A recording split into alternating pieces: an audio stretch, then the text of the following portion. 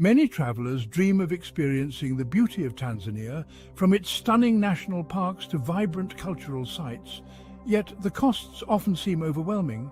But with Visit Tanzania for Less, exploring this East African gem on a budget is not only possible, but incredibly rewarding. Whether you're a solo backpacker, a volunteer, or just a budget-conscious traveler, we provide valuable insights and resources to make your journey unforgettable without breaking the bank. Book your trip now with just a $300 deposit and flexible monthly payments until your travel date.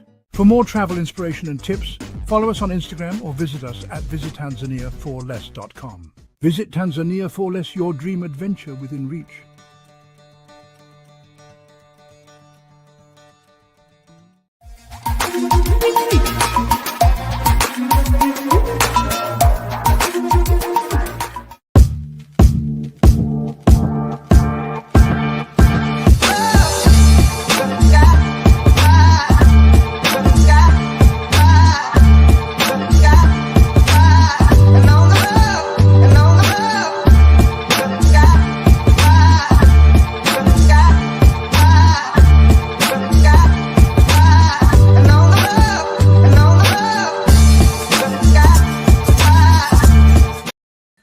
Good afternoon, Muskegon, and welcome on this fine day, April 17, 2026. Hi, I'm your host, one of your hosts, Gregory T. Roberts, with community focus in my better half, Pastor Melvin Burns. How you doing today, sir? I'm good, brother. Good to have you back again and again this weekend. You have a good weekend last week? I had a great weekend. Had a weekend with the family. Took the mother-in-law out for vacation, but Muskegon, I am back. Oh, good. Muskegon's glad you're back. I'm really happy to be back. All right, brother. Tell me about the weather. Well, today everybody's gonna like me. Tomorrow, don't forget that I'm the one that told you. Well, actually, for Muskegon, we have a low today of 44, high of 73. Tomorrow, it's getting a little better. Says a low of 39, high of 62. Sunday, partly cloudy, low of 33, high of 43. Monday, low of 28, high of 45. Tuesday, sunny, low of 41, high of 58. And Wednesday, sunny again, low 40, high of 63. And by next Thursday, things are a lot better, low 46, high of 69. Nice. Yeah. Before we started with our top 5 list, we would like to say happy birthday to one of the guys that make things happen around here, Mian Q89. Happy birthday. So we want to get that out real fast. Yeah, brother, what is your top 5 for this week? Well, sometimes they're funny, sometimes they're serious. Put me on the list. Got a serious one this week. Okay. Serious. Saw in the news earlier this week, former Lieutenant Governor of Virginia committed suicide. You're a big U of M fan, the whole situation with Sharon Moore, but the fact that he attempted suicide. So I researched this a little bit. Do you know third leading cause of death for Black males between 15 and 24 is suicide? Yes. So today, our 5 list, 5 things you should know about suicide and prevention. Number 1, be aware that there's help available for people. Mm-hmm.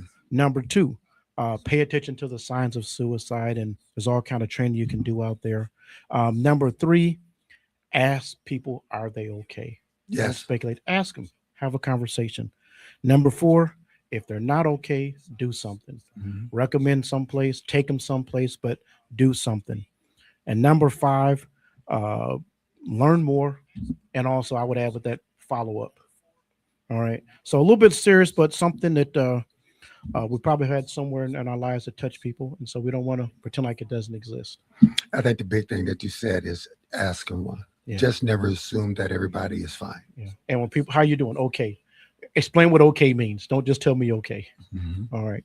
Okay. So with that, let's have some fun. Let's have some fun. The great thing about us doing this program is we have wonderful guests and we get to learn so much about our community. Well, today is no different. We have with us, we have Stacey Pallet and Keri Dill from Oakview? I'm from Oakview. From Oakview, and I am from Bunker Elementary School. Okay, we got the East and West represented here, so there will be peace. All right. It is time for parents to start thinking about kindergarten, right? All those parents that have anxiety about sending their kids to school. Well, they probably had it maybe in preschool, but some of them it's the first time they're going to be sending them out of the home for school. So let's talk about what the kindergarten roundup is, and then we'll talk to parents a bit more about some things they should do to prepare their kids and be ready. Okay, so the kindergarten roundup, it's a time for the kids to get to come to the school, tour the school. They get to meet the teachers, meet us, the support staff, administration, learn about things that are happening at the school. Just they're going to get like a cool little swag bag, and just it's the excitement, because we're so excited to have them come, and it's the time to get them involved and enrolled. Okay. Now, which schools will have kindergarten? We have 4 elementary schools, so Oakview, Marquette, Bunker, and then we have the 2-way immersion at Glenside. So all 4 will have a kindergarten. Okay. So now let's get some specifics of the roundup. What days does that take place? So at Bunker Elementary is going to be Tuesday, April 21st from 4 to 6. the best kindergarten programs at Bunker. Hey now, Oakview. Wednesday, April 29th from 4 to 6 is at Oakview.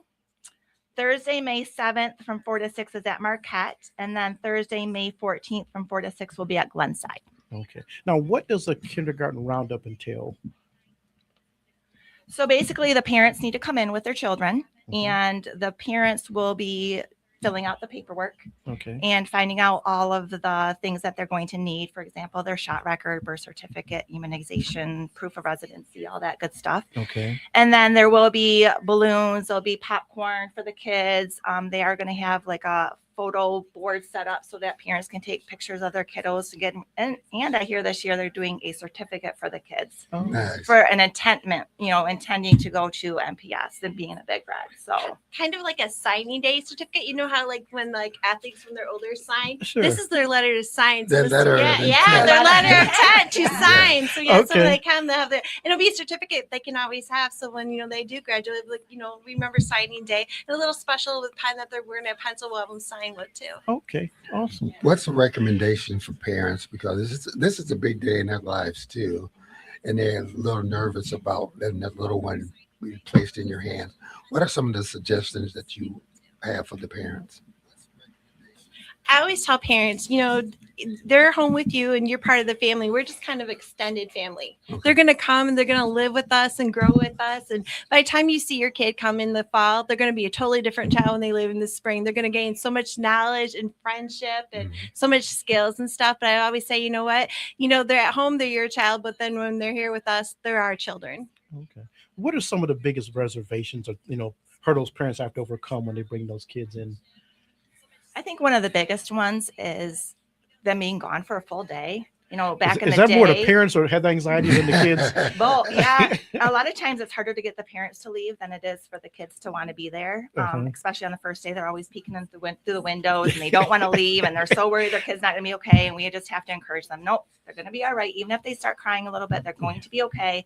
But that you do need to leave so that they can acclimate and grow. And but yeah, the parents can definitely sometimes have it harder. But yeah, I think the whole idea of it being a full day for a lot of these parents, because back in the day, kindergarten was a half day.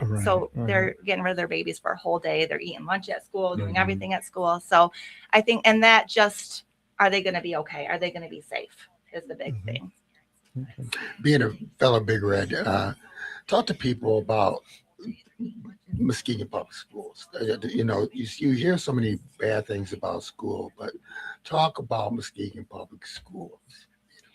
Well, I have wonderful many things to say. My dad was actually a Big Red, so kind of grow up watching you. I'm so glad to be continuing this tradition. But one thing about we have from Muskegon Public Schools is now we are connected with like the Ford and GL, so we are getting like guaranteed experiences for our students. And it's not just at the high school; it's trickling out elementary. But we have a lot of things like we offer, like our curriculum. I mean, we have the bridges for our reading. We have, for math, we have bookworms for our reading.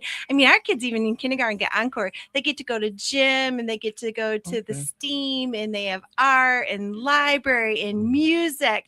Plus, that their favorite thing, I think, recess. But they also get yeah, and they go and they in the lunchroom and stuff. But I mean, not only the curriculum and stuff, but they get to build that bond with their teachers too, and continue the tradition of being important, be a big red, being respectful, excellent, dependable, and safe. Nice. Awesome. You remember your kindergarten teacher? I do. Who was she? She. Her name was Miss Tripp. And in fact, she was my kindergarten teacher. But then as I went into high school, and one of the opportunities I had in high school was it was connected to the elementary school.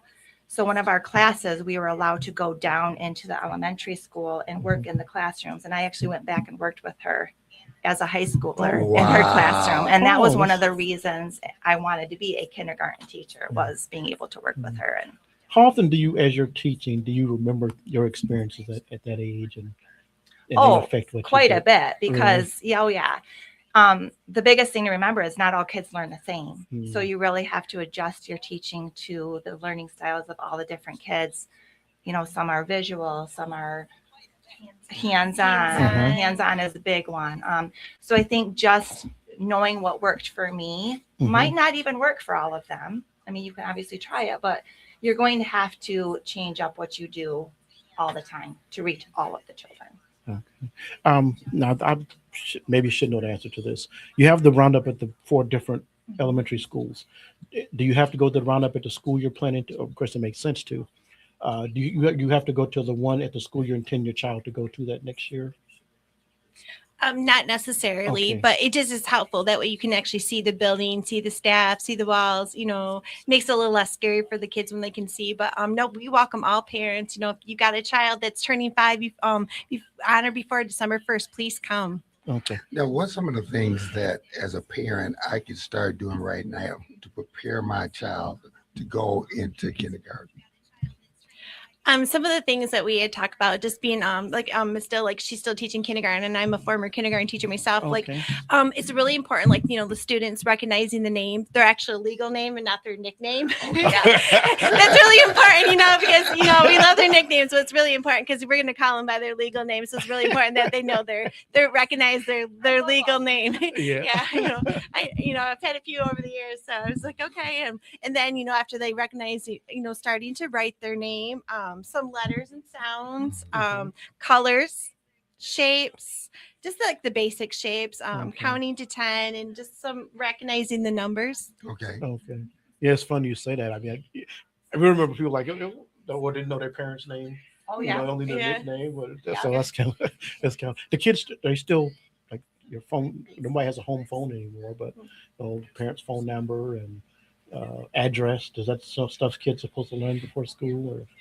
Not necessarily a recommendation. I mean, it's helpful, but just, They don't have to. They don't have to. Yeah. know those things. But like you said, it would be helpful. I started school before computers, so it was easy to do that, to go through all the paper files in the Right. office. So Now we got Power School. We just look them up. for parents, you mentioned Power School. For parents who maybe it's their first child in school, they've got some other things they can talk about, Power School and those kind of things. There's some things for them to learn as well in terms of how to keep track of their student and things they're doing. Talk about that a little bit.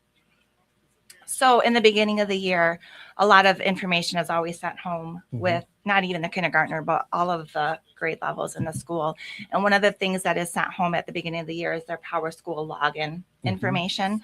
So that way parents can get on to Power School and they can look up attendance. They can look up grades. We are also, I know Oakview is doing a whole school class dojo. And that's just another way of parents and teachers to communicate without always having to pick up the phone and not even giving out like our own personal cell phone numbers. But it's a way to text and communicate throughout the day, which is a really nice app and a really nice feature to be able to use, just to be able to say, hey, so-and-so left their backpack at home today, or so-and-so is even to call in their absences. So that's one great way to communicate too. But yeah, Power School, a lot of their information goes through Power School. So parents just have to get their login information and sign in. Okay. How many students do you have in your class currently? So I teach a little bit different type of kindergarten, which is one thing that's good for our parents to know.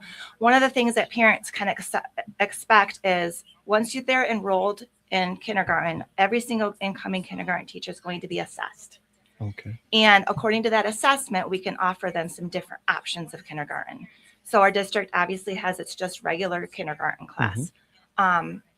I teach kindergarten intervention, which is for kiddos that maybe haven't had that preschool experience yet. Okay. This might be their very first school experience.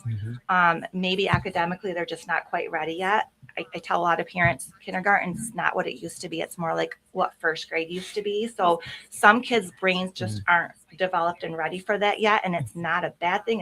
It's perfectly fine. So we look at academics, we look at age as well. Like some kids want to start school when they're still 4, which is okay. We have a preschool program for that as well. But some parents really want to start them in kindergarten, even when they're still 4.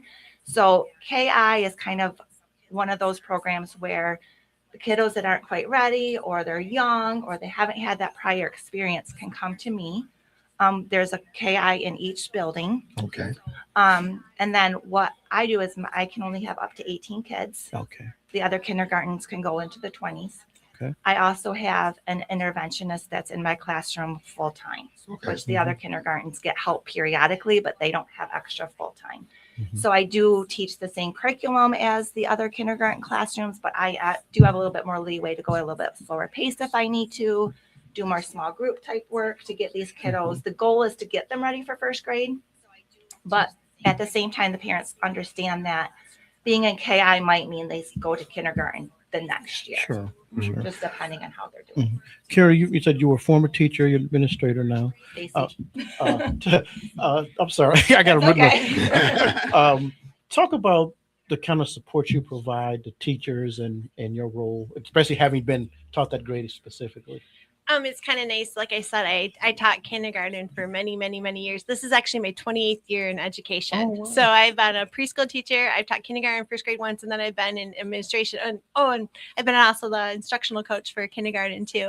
Okay. It's just nice having just perspective, like being a teacher and an administrator. I've had both sides, so I get to see how to support the students and help support the teachers, because I think it's really important that the teachers get support. But also, like earlier, we were talking about the communication with our parents. We couldn't do this without our parents. That communication is so helpful, and just letting the parents know where your child's at, where they're going along the journey with us. Oh, I wanted to go back and talk about, checking into the kids' grades and computers, because with me as a parent, that was one of the things that I did. But as a coach, that was one thing that I did that I did as well. Talk to the parents out there how important it is and how far they should get. Now, they shouldn't flip out for that first bad grade. Right. Maybe take a deep breath. Yeah. But how important is it that they check on those grades? I personally think it's pretty important. And as a parent, I did the same as I made sure I got on there and check on. And it's a nice way to motivate them, keep them going, say, look, what happened here? Let's talk about it. What do you need help for support for next time if it didn't go That's well? good. Right? So I see something happened here. So what do you think happened? What do you need to make that grade go up? Do you need some assistance? Do you need some extra teacher help, some support from some other students? So it's definitely good for that. And also the absences, I think, too, just being able to keep track of how often your kids at school, are they tardy? As they get older, you never know. Yeah, you can kind of make sure, did you get to school on time today? If they walk or whatever. So it's just good to keep connected without always having to bother the teacher saying, hey, what are their grades? What are they doing? So. But you just brought up another point, which is good, because when Mrs. B sent that first bad B on that chart to my daughter, that she still remembers it. But when she had that first bad letter, I was able to call the teacher and say, why did she get it? Yeah. How important is it? And are you guys accessible other than the computer? Just to talk about that grade, let's say that bad grade. Yeah, I mean, we obviously have conferences twice a year, but obviously there's times in between that you're going to maybe need and want to talk to the teacher. So we all have classroom phones. So obviously we can speak on the phone, or every teacher is pretty flexible about meeting with parents before or after school, possibly at their encore time. And emails. Emails. And a lot of our kids, I would say about half of our kids get picked up. So we actually have our kindergartners go through a separate their own little area. Okay. And so our kindergarten teachers actually walk the kids out. It's like hand to hand. Like, Sure. so if you're Mhm. picking your child, I'm going to get hand in hand. And that's a nice time too. And like Yes. your parents, because, they can ask questions and they see the teachers too at the end of the day. Nice. Good, good. Folks, we're talking with Stacey, Pallet, and Keri Dill. Kindergarten roundup are coming for Big Red class of 2039. Wow. I was like, man. But we have kindergarten roundup Tuesday, April the 21st from 4 to 6 p.m. at Bunker Elementary School. Wednesday, April the 29th, 4 to 6 at Oakview Elementary School. Thursday, May the 7th, 4 to 6 p.m. at Marquette Elementary. And on Thursday, May the 14th, from 4 to 6 p.m. at Glenside Elementary School. So let's get those young Big Reds signed up, right? Absolutely. Yeah. Go ahead, Chris. Let's talk a little bit about you two. Mhm. What inspired you? Talked a little bit what inspired you to be a teacher, but what drives you to do it year after year? Well, I will say too, I didn't mention this, but both of my parents were teachers at Muskegon Public Schools. Oh, Really? wow. What's Both the of my last parents, name? Monette. Wow. Lyle Okay. Monette and Judy Monette. My Okay. dad worked with the upper, like high school, middle school. And my mom worked Okay. with like the 2-year-olds. Okay. So she went into their homes and worked with them, Oh, wow. which was really kind of a cool thing. Oh, So yeah. it's always just kind of been in my blood, I feel like. And just watching those kids change and grow as the year goes on is just phenomenal. Mhm. Yes, there are trying times. Yes, it's a very difficult job and it's getting harder every single year. Sure. I think with screens becoming more apparent now and attention spans are harder. It's harder to get them to sit and listen for any length of time. But Yeah. everybody says, why do you stay in Muskegon? And I say, because so many people in their lives give up on them. Mm. So many people in their lives give up on them. And I'm not going to be another person to give up on these kids. Thank you for your So- definition. Thank I you, stay. yes. With me, I don't have children, so these are my children, and I also was married to a school teacher too. So Okay. these are our kids. Okay. So I always tell parents, when you drop them off, they're at home, they're your kids, but when you drop them off, they're our kids. Mhm. And it's so nice to watch these kids on their journey. And now I'm on second and third generations. I was gonna say, Yes. what is it like when you see some of your former students out when they're adults now? Yeah. It is because just the other day I had one of my former kindergartner came in because their student needed to talk and stuff, and just having conversations and stuff. But it's just it's really neat to see all these generations now and just going, like I said, second generation, and it's just I'm like, okay, this is where I was meant to be. You know how you always feel like you have your path, and like this Sure, is my calling, sure. my path, and I couldn't imagine being anywhere else. Oh, that's awesome. It's really strange because you coach one kid and all of a sudden you coach their. I mean, you coach their Whole parents. family. And your whole family. That's really. I used to say maybe I know their parents. Now it's like maybe I know their grandparents. You know, it's like, It's like I'll call in, they're like, Miss Pallet, you. I'm like, how did you know? I'm like, I recognize your voice. I'm like, well, look, what a great experience though to see those former students. mhm. Anything else we've talked about? Things parents need to do, kind of getting prepared over the summer. Anything else? Let's maybe go over again those things people need to bring to the roundup. Birth certificates. Mhm. Was it 2 proofs of residency? Yep. What are we talking about here? Like, I think I see. Is that utility bills I see on there? Yeah, utility bills will work. Or like their driver's license, ID. Okay. We also need like the shot record. Okay. Yep. The immunizations and Mhm. okay. So parents, make sure you get those things together. And of course, I'm sure you can get them later. But if you want seamless things and get it all done in one day, you can bring those things with you. Anything else we're not thinking of again as we talk about getting kids ready? For I'm that? just going to quickly add, for those parents out there too, we just actually had a meeting this morning with our preschool teachers. Mm, okay. And they are also encouraging parents, and we encourage our kindergarten parents to don't wait till the last minute. Don't Oh. wait till we still have parents that Mhm. will wait till Oh September gosh. Yes. when school's already started to enroll their kids. And then we're trying to quickly Mhm. get them in. Same with, and like the preschool, we're saying they're doing things a little bit different this year. And it's basically first come, first serve. So if you wait till the last minute, you probably won't get a spot. So we're just encouraging everybody to do it now. Don't wait till September, even end of August. Okay. Yeah. Are there programs that are going in the summer that will help kids get ready for kindergarten? I don't know about that yet, but usually we usually have some type of things, but Yeah. not yet. Yeah. We I know- used to have like a formal summer school, Yeah. but yeah. last year that they didn't do that. So I know we used to like take my daughter to Barnes and Noble and like where they do the stories, just practice sitting listening to somebody other than me for a while, which yeah. stuff like that, or go to the library and read stories or something. But just And if parents have questions, like we've got amazing secretaries in our building. We have a secretary 1 and secretary 2 in the building. Our secretaries are amazing. Our principals, our staff. So no question's a wrong question. So please feel free to ask that question. Now, to the people out there, tell them right now, why Muskegon Public Schools? Why send your child to Muskegon Public Schools? I know that answer. But somebody might be, I might want to send them somewhere else. Why Muskegon Public Well, Schools? first I would say for great quality education. Yeah. For safe, our safety, our protocols are in place. To be a big red, come on now. The big red pride, Do you know, Yes. it's tradition. There's so much pride in this school and these walls. Yes. Like, yeah.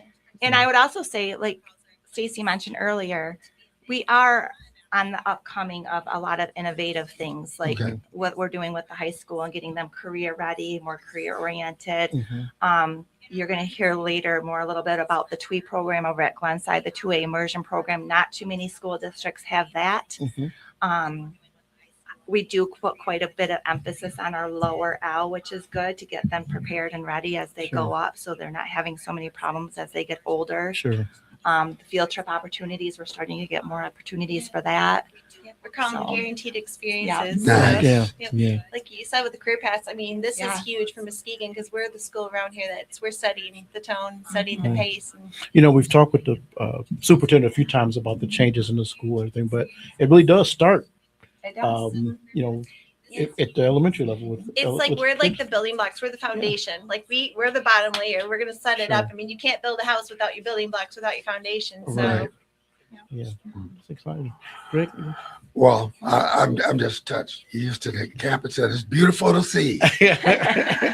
Muskegon Public Schools, that tradition, that pride, but more so that education, making sure they get that solid education from my family.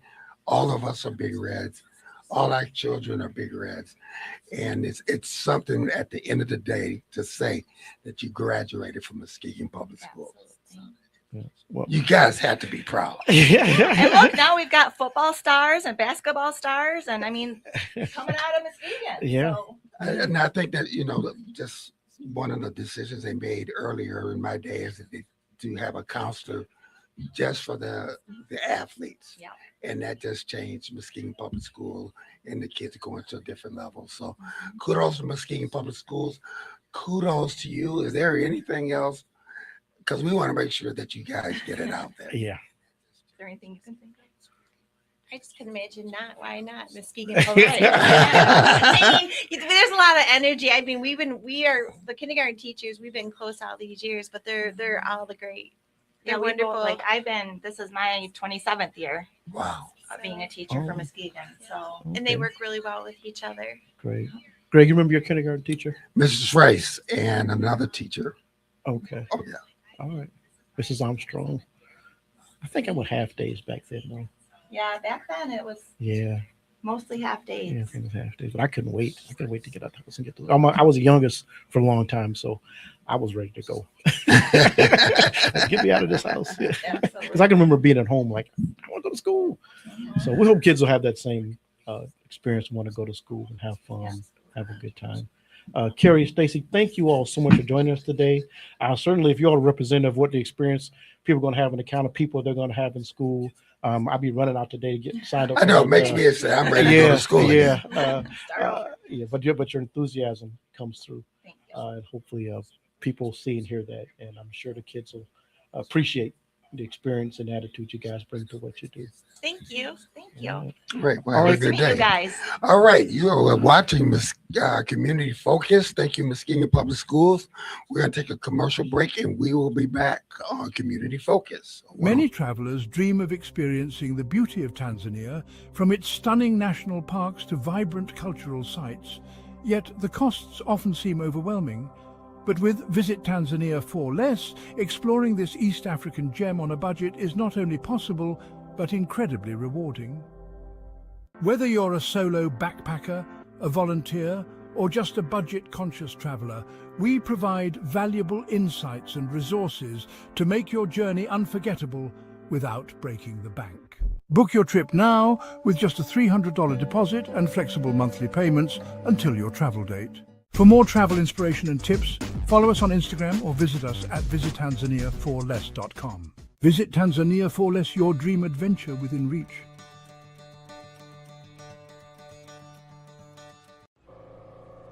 When smoking gives you COPD, you learn to lie a little bit.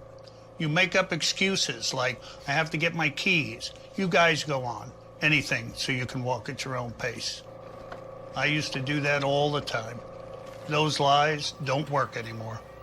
My tip is, the worst lies are the lies you tell yourself. Like smoking isn't that dangerous.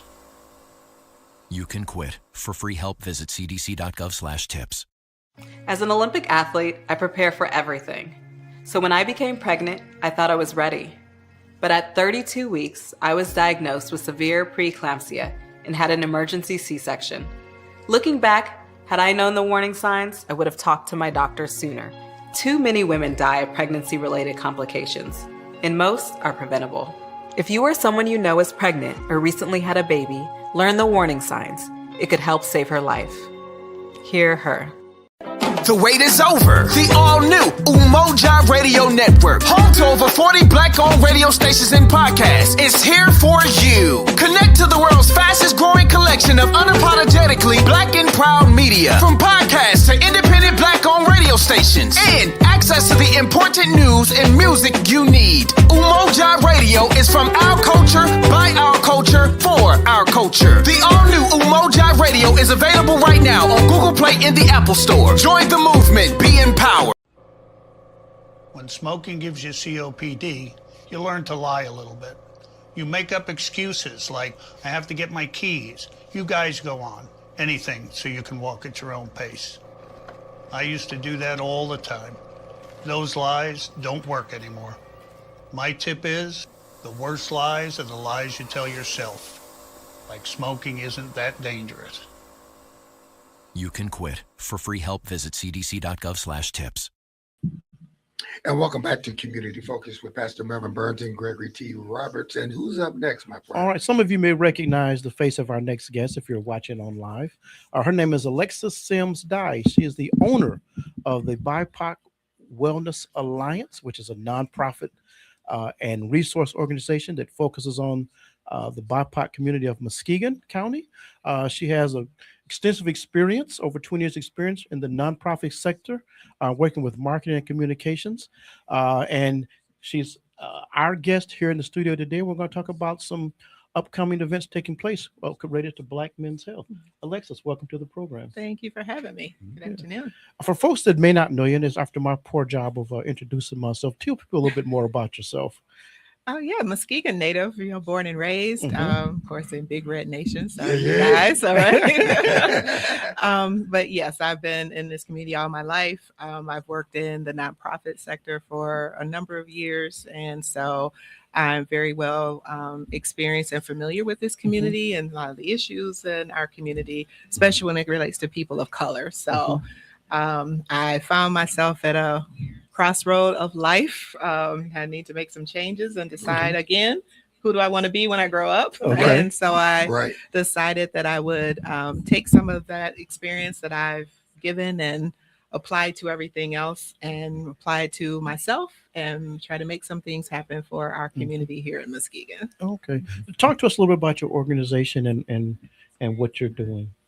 So I started this organization, just out of some of the past experience and the social and, ethnic inequities that we have for people of color. Sure. And so we called it the BIPOC, Black, Indigenous, and People of Color organization to include all people of color. Of course, there's a lot going on right now, so we're probably not going to be able to touch all of those individuals we would like to, you know, in the beginning, but definitely starting with Black men is an important one. And so what I noticed in my experience over the years is that there's, you know, a lot of wonderful organizations that's doing work and that take care of our people, right?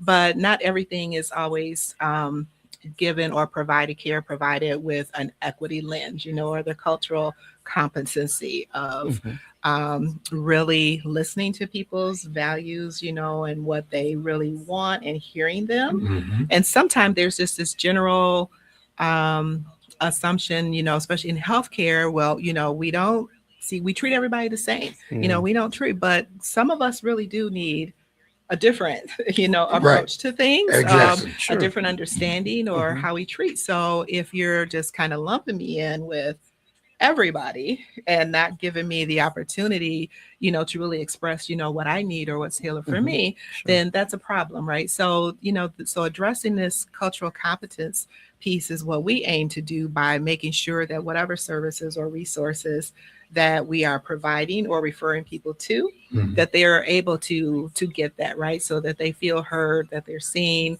and that the care really is tailored for them. The resources are with them. And sometimes people just need more of, I call it, you know, the hand holding. We talk about walking alongside people, you know, but sometimes you really do have to do some of the extra hand holding to make sure they get from this place to that place, you know, to the next, because that's how people fall through the cracks. So that's our goal, is making sure that people aren't falling through, you know, that somehow that handoff that is intentional, that they are getting to the next step where they need to be, and that the resources and whatever services are really, you know. But before we get to meat and potatoes of things, let's talk about some of the things, especially with Black men, that when it comes down to our health, it's like nobody's business. We stay home. I was going to ask you, what's wrong with us? We're trying to figure out why men won't go to the doctor. I don't think it's not just that. I think, you know, we're of an age, so I say us a company here, where we were raised that way, right? First of all, you don't talk outside the house, you know, what's our business is, you know, in the house, you don't tell that outside. You don't talk about things. And so, you know, we were raised that way. And I think there's also the thing, I know, having a brother, you know, and how my parents were with him, you know, and it's like, you know, you be a man, you be tough, you know, and so I think, you know, all of us are familiar with that. And because it's ingrained. So it's not an easy thing to change or to come out of, you know, so to speak, because that's the things that are ingrained is what makes us who we are. And so for men, you know, that's the standard. But I think we're in a time and a place where we're seeing the mortality of men, you know, the lifespan is much shorter than our counterparts. And so we have to get to a place where we're more comfortable talking about those things and sharing those things. And so for men, and I know there's a number of things going on. I have, you know, male friends and, you know, folks, colleagues that are doing things, you know, kind of individually. Hopefully someday we get to where we're doing this more collectively. But so I know men are more comfortable now talking about it. But we wanted to create a space for that this is a safe environment, right? And that you can be heard, and it's the same experiences. We share the same experiences. How are you going to teach a younger generation or share with them, you know, tell them that it's okay to talk about these things if you're not comfortable doing it, right? And so we have to change that stigma. You know, our young men need more Black male men to, you know, step up and be mentors and engage and have those conversations with them. No, there's strength in talking and admitting that you need help sometimes. So I don't think there's anything wrong with you all. But I think it's, you know, it's just kind of how society has dictated how we were raised and what's ingrained. And I said, you know, it's hard to change habits when we get to a certain age. So I think but it's never too late, right? Because you're still here. And so if we can make those changes and teach the next generation to do it differently, hopefully those outcomes are a lot different. That's good. Let's talk about the event taking place on April the 25th. Yeah, so I'm really excited. This is like my first project under this event. There's a number of things we're going to, you know, kind of focus on, but this kind of came together just from some conversation with some of my friend brothers and other men, and some things with some of the young men. And the other thing that really triggered this was that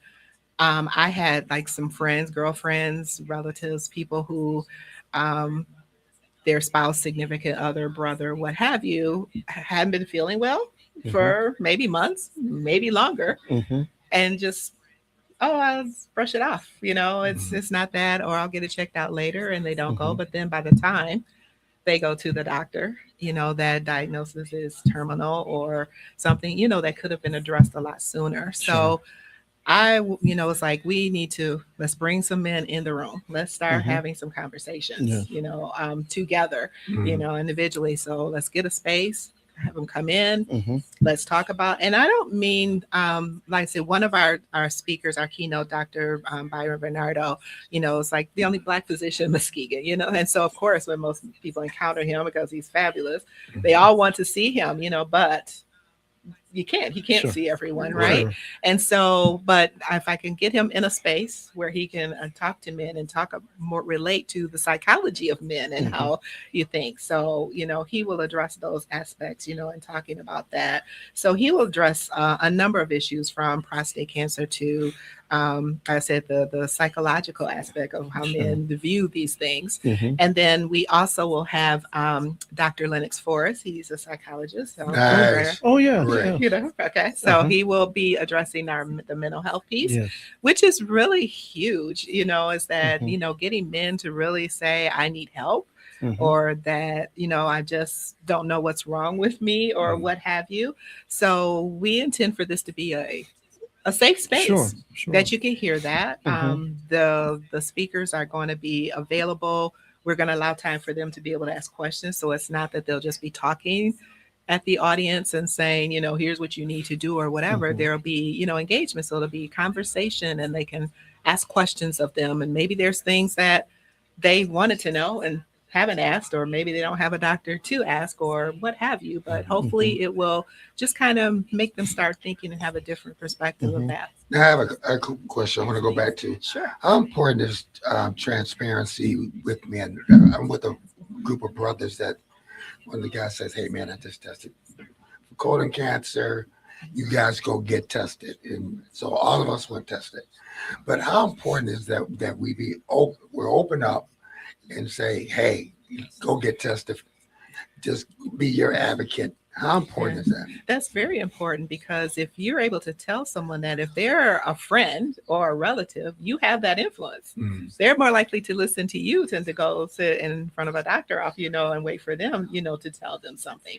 There's a lack of trust in our health system for a number of reasons. So I feel more comfortable talking to someone that I know than waiting for them to go and find out on their own. So if we learn, or as men learn to really speak up, that it's okay. You might be the person that saves their life. Right. You might be the person that can influence them to go get checked out, to go check this out. You've been saying this is wrong, that is wrong. You need to find out what that is, or take the next step and take them if necessary. And that's good, because in that group of guys, of the 8 guys, one guy had cancer, and so he started his treatment. So out of that conversation, 2 guys were helped. Right, exactly. And that's what it's going to take. We can't be scared to talk about it. And I said, we're also personal, right? And we don't want to share, and we don't want people to know what's going on and not tell our business and things like that. But if we care about each other, which we're supposed to do for humanity's sake, and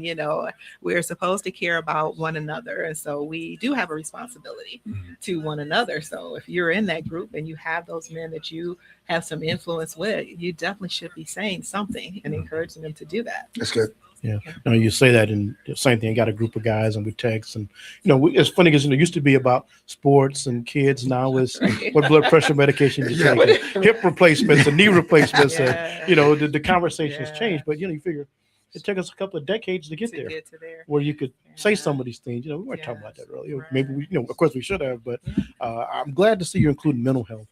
Not just the physical health.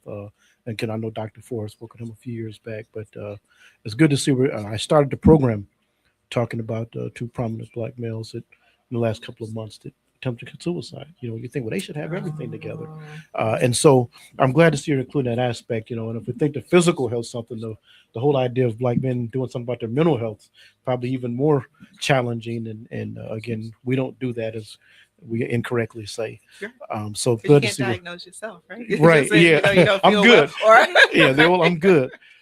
So talk about, you said you're going to have the guest speakers that day, and then you'll have some opportunities for question and answer, that kind of thing. Yeah, and then we're also adding a young Black men's component. So we're gonna have Nice. a breakout Yes. so those gentlemen, I think we're targeting like 16 to 20, right? So Okay. it's crucial. I mean, they're especially a lot of those that are in sports, so that's not time they think about their health as related to sports, right? Sure. But we need them to know that they need to be doing some things as they're going to be transitioning to adulthood and as they grow. And so Lavarcia Harges is a barber who's going to come in, and he's going to have a conversation with those young Black men, talking even how to get into the field of cosmetology to be a barber if you like, and just making that transition and career, and then but also just being able to relate with those young men, to have someone that they can talk to that's kind of that would understand kind of some of the things they're going through and what they're maybe struggling with or have questions about. So we're going to have a breakout session with him for those young men that attend, to have that conversation. And then I'm kind of just going to, let him do his thing. It's like, let them do, what they do. And then we'll have them come reconvene with us in the main room and join the rest of the group, or we'll have a panel discussion and talk a little more in some of those things. So our speakers will still be involved. We've had some other guests that will, kind of sit on that stage as well. And so we'll include them just so they can hear that just from some older men perspective too, because those may be the only peers that they see or that they have in their lives too. So we don't want to leave them out, and we want them to start early than waiting until they think, I'm young, I don't need to worry about any of those things, but it's what they do. Okay. Two questions I want to ask. I always ask people this: when you get home after a full day on the that Saturday, what will a successful event look like for you? Oh wow! First of all, like I said, if I can just fill that room, that would be first. That men really take this serious enough and know it's for them and that they come. If one, I don't, however many, even if it's just one, realizes that, hey, I need to do some things different. What I've been putting off, I need to go get it checked out. I need to talk to someone. If that does and gets them moving and gets them to go get checked out, to find out what's going on, especially if they haven't been feeling well, if it's just getting them to open up, have a conversation with their significant other or friend, brother, that would be huge, and hopefully they'll be willing to have that conversation and do something about it. When it comes to the mental health piece, everyone's struggling with that in some capacity, right? And so, to be able to say, okay, it's okay that I don't feel okay today, or that I didn't understand that I'm depressed, or I didn't know that's what that was, or what depression what depression is. How do I know that I'm depressed? What have you?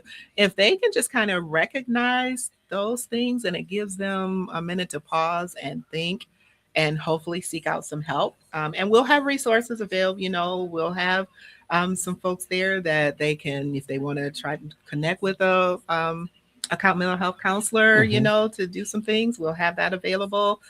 So hopefully, that the success would be that they do that and they take the next step, as opposed to sitting in silence. So many times we're talking at our people, but not listening. How important that we take the time to listen to feelings and emotions of our young and our adults.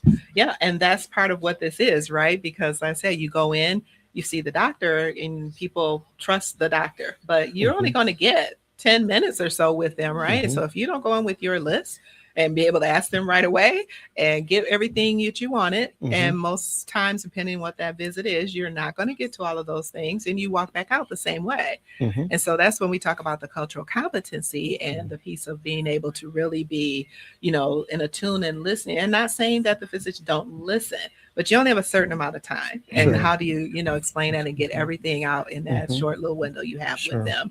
And so that listening piece, where you can't necessarily get it in your doctor's office, a platform like this, an engagement where you can come in with other like-minded men, that have some of those questions, the same things, that maybe you are, and you can hear it in a conversation, and maybe it gives them more, opportunity to speak up, or to ask, or to engage someone else and ask those questions that they've probably been wondering about or want to know.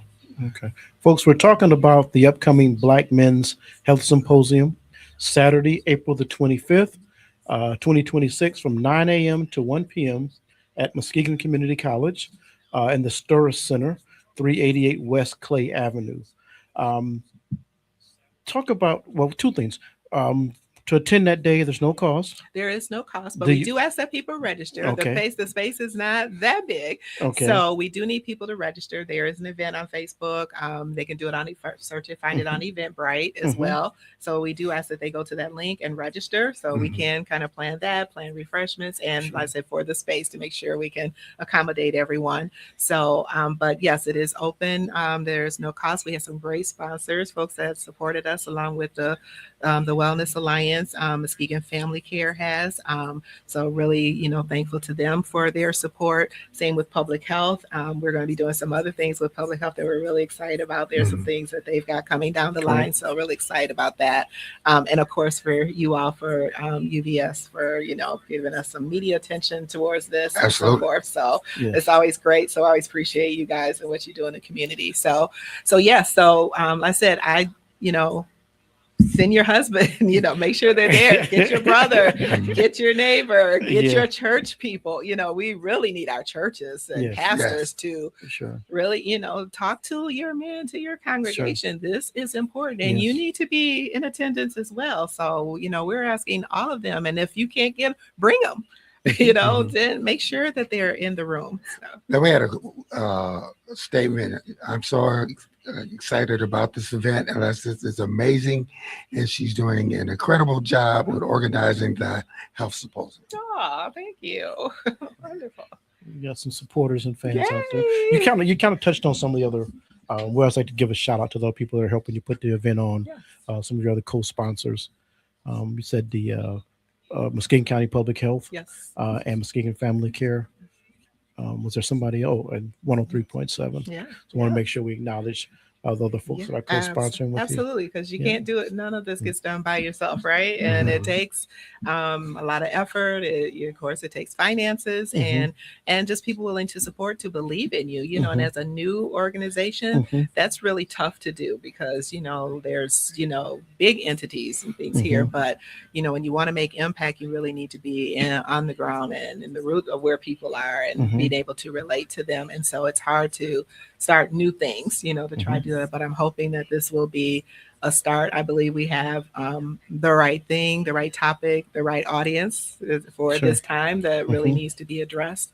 And like I said, we want to save our Black men. We don't want them to be dying, at the rate that they are just because of a lack of knowledge or being, just unwilling or afraid, to ask for help or to seek the help that they need. So we're starting here.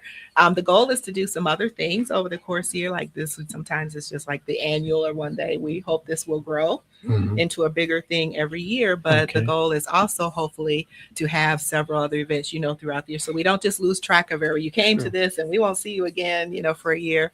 Having back for some other things. So some other things that will be conversations or some little small events, not big things, but to still try to keep them engaging. How important was it for the governor to come in and reach in and said that there's an issue, there's a problem, we needed to do something, and she looked your way?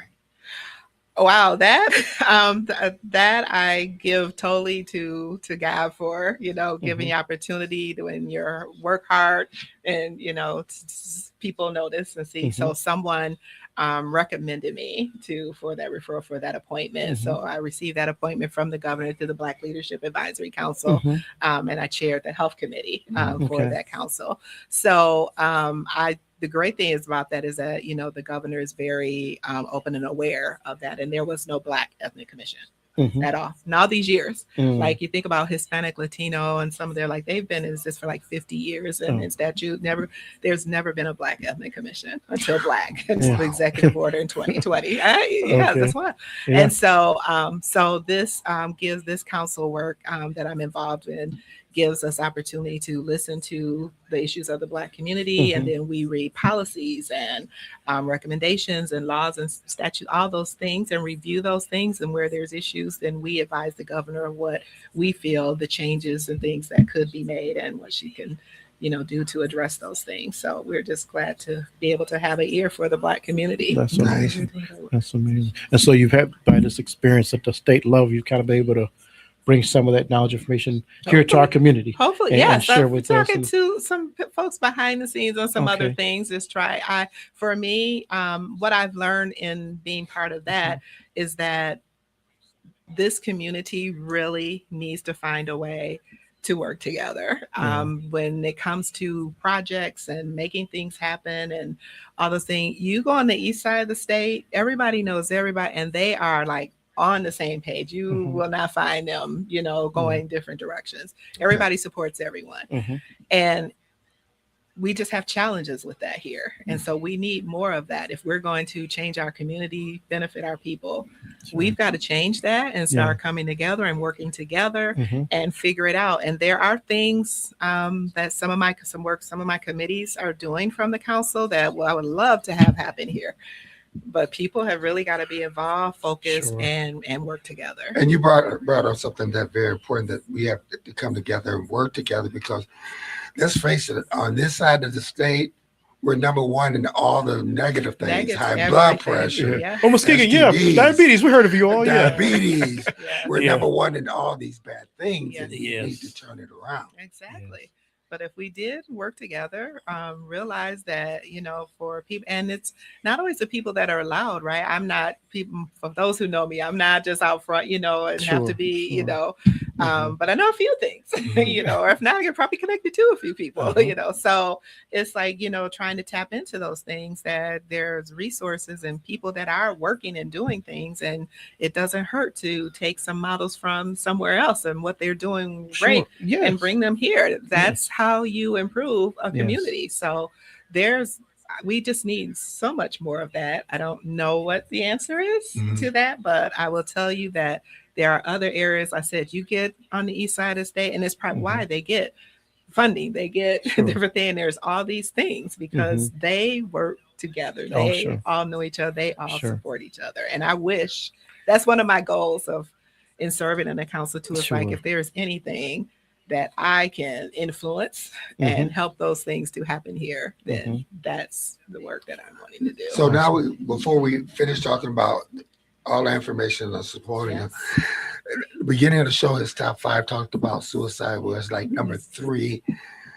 When did that become an option? That the suicide is an option instead of seeking help?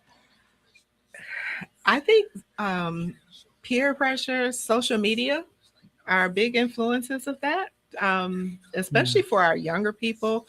Everything is online, and they see and know so much more than what we knew at their age. It's like we had to learn and figure stuff out, and it's just in front of them. And so I think there's that and that influence, that's the easy way out as opposed to asking. I think it's scary. I have a little godson, and his mom reached out to me one day and she's like, he was talking about jumping out the window. I'm like, he's 7. Where did he get that from? So video games and so there's just so much, and the world moves so fast. I think that people would rather do that than talk. I mean, we don't talk anymore. So how would you know if you're not? So let's say people have to be intentional and talk to people and ask questions. But it's very sad that is such a, what people think is the solution, as opposed to talking to someone or seeking to help. Alexis, thank you so much for coming in today. I know Greg and I, this topic we talk about a lot. We're off air. We talk about our health and how we're doing. Great, so we're excited. So will you be in the room? I hate to say I would check my schedule, but this is a close. Definitely want to send somebody. I'll tell you this for sure. It'll be on our announcement at our church, and I this is an area that's close to me. So I certainly encourage people. Just real brief. My dad died way too young, colon cancer. Sat there, thinking he was sick from something he had eaten, and he just didn't go to the doctor soon enough. Probably would have been very treatable had he gone soon enough. So this is an area that's really big for me. I'm a big proponent of Black men health story. And so I'm not saying that, I don't know if I'll make it there. I'm sorry. No, it's okay. Because we get invited stuff all the time, but I certainly will be think I'm gonna make my nephew go for sure. So we're talking about the Black Men's Health Symposium, Saturday, April 25th, 2026, 9 to 1 p.m. at Muskegon Community College. All right, brothers of all races, let's show up. Let's show up and check on our health. Absolutely. All right. Finally, hey, well, that's the show. Anthony Smith from Texas, thank you so much. I'm glad to be. I'm happy to be back. Yeah. I want to say this, and finally, ending the show. We always say, go out and do something to help somebody. You never know who you're going to change. I can't emphasize this. Instead of talking back at somebody, why don't you shut up and hold their hand and listen? Listen. Wow, that's kind of revolutionary idea, Greg. Yeah. How about you listen, hold their hand? Yeah. This weekend. Let's do some listening. That's it for Community Focus. My Pastor Beverly Burns and our guest here. Hopefully we'll see you at the symposium. You take care and God bless, and we'll see you next week. The wait is over. The all-new Umoja Radio Network, home to over 40 Black-owned radio stations and podcasts, is here for you. Connect to the world's fastest-growing collection of unapologetically Black and proud media, from podcasts to independent Black-owned radio stations, and access to the important news and music you need. Umoja Radio is from our culture, by our culture, for our culture. The all-new Umoja Radio is available right now on Google Play and the Apple Store. Join the movement. Be empowered.